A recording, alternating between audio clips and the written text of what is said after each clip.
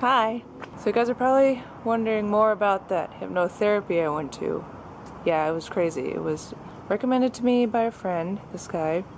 The reason I felt ready to go to hypnotherapy was I was meeting up with a stranger for the first time in public, eating, and just started bawling about my last relationship. And I felt so down and depressed and hopeless that I knew it was ready to ask for help. In the past, I would just assume that nobody could help me, that I knew myself. I do consider myself pretty self-aware. I felt like, how could somebody possibly know me in the span of a couple hours? How could I have them understand me? They haven't lived my life. And it was like there was a sign, because I went to a party with my friend who had gone to this hypnotherapist, and he was there.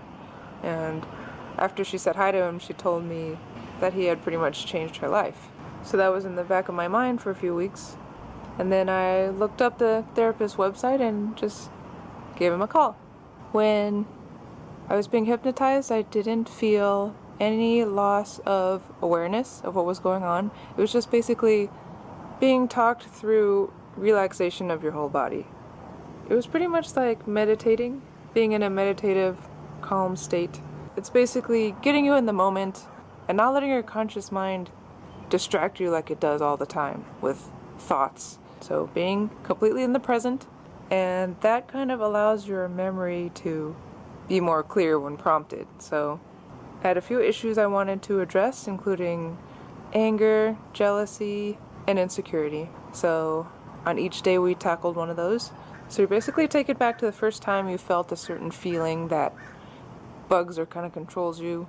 You're able to see it clearly and recognize it, and then come back into the present moment. Both times I was hypnotized to go into the past, I came back and I was just shocked and I couldn't say anything. You didn't know that memory could even still be there. Greg, the therapist, was able to talk me through it and give me more insight about it. So once you understand where that feeling comes from, suddenly things change, because if you feel it again, you understand it more, so you don't let it control you as much or overtake you as much. One thing he said to me that really got to me on our third session was, I was talking about feeling judged by people and being really sensitive about it, and he said that the reason it affects me is because I judge myself. If I didn't judge myself or fear that what they were saying was true, then it wouldn't bother me. And it suddenly struck me, started bawling, and I realized how true it was. So I realized how much I was judging myself, and still a work in progress to accept myself, but there's already a big difference in how I feel. Yeah, it was amazing. So the book he recommends is The Four Agreements, which many of you I'm sure have read. A short summary of some of the stuff in it. This whole life, it's a mirage.